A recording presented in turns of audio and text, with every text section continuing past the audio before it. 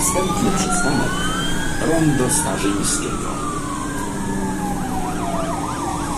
Ну, автобусы пустые вроде бы. Не, есть люди. Есть?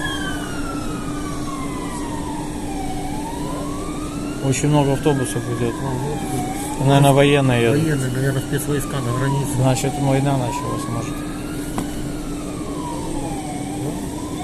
А мы ничего не знаем. Сейчас на Украину позвонит, а то что тут близко. Может, прорыв границы ничего не говорят, понимаешь? Что ты...